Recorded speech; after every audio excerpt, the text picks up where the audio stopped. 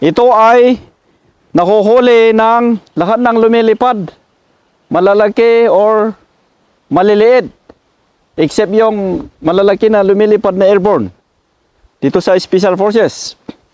Ito ay may paing. Anong dapat ilagay natin na paing na pagkain ng ibon?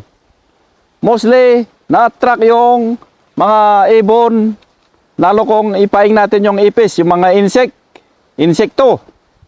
Ilalagay natin dito. Yung bunga ng kahoy na kinakain ng ibon, pwedeng ilagay natin dito.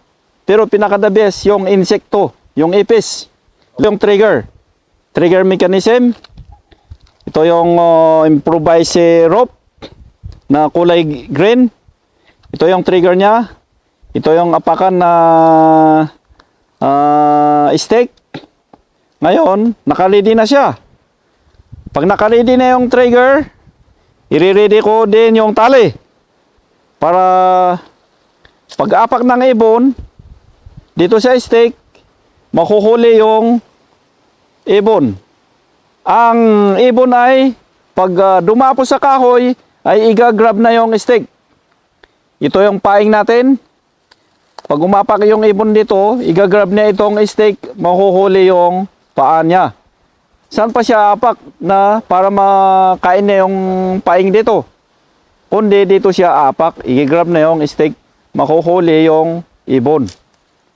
Ganon kasimple yung panghuli ng ibon. Effective ito sa mga ibon na lumilipad. Ganon lang kasimple yan. Tingin. Kung makikita nyo ito, Camera go. anong kailangan na aparatos para makagawa tayo ng ganito? Kuha tayo ng stick, yung mga sanga ng kawayan. Ito, sanga ng kawayan ito. Ito, tinalian ko ng ratan. Dito, tinali ko dito para naka-hold line siya. Hindi kahit mahuli yung mga ibon, hindi masisira ito. Ngayon, simple lang. Ito, kung makita ito yung discard ko sa kung na ito, yun lang, dalawa. Hindi siya pero ipapasok natin siya doon. Yun ang sistema nitong kung para, ibig sabihin ito, naglalaro. Kung mabigat man yung ibon, ganyan lang ang bigat niya, hindi Kung may musang dyan, hindi rin niya makain yung nahuli na ibon. Makikita ito ay live ito na kahoy. Itong pinaka-base na pinangtalian ko. At yung uway or baging yun ang pangtali natin dito. Tinalian ko din dito. Kung paano din ang paggawa. Ito, binutasan ko ito. Nagawa ko ng yung din ng kawayan ito.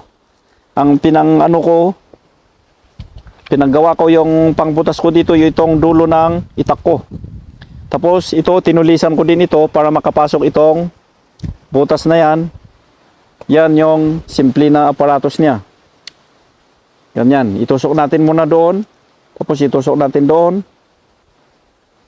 Tapos ang problema, hindi makakahuli itong bird snare kung walang paing. Kaya maghanap tayo ng paing, yung ipis na kumakampay ang pakpak para mainggit yung ibon na dadapo na kainin niya itong paing. Kung makikita yun, simple lang.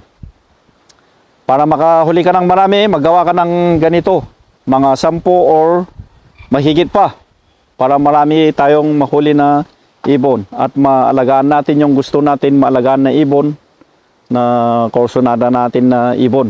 Kung anong klaseng ibon. Yun lang ang kung paano mahuli ang ibon. So, yun lang kung paano. So, yun lang kadali. Ganun lang kasimple. Paano magawa. So, ganun lang kasimple kung paano magawa yung bird snare.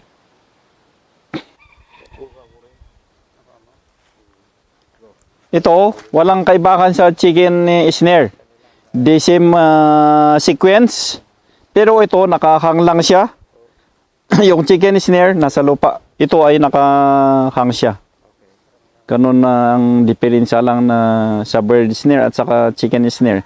Pero yung bird snare ay yung bird, mayroon din yung gumagapang sa lupa na ibon. Yung chicken, hindi rin pwedeng makaapak dito kasi sa lupa lang talaga yung mga chicken. Ito lang yung kan, kasimple lang yung kan.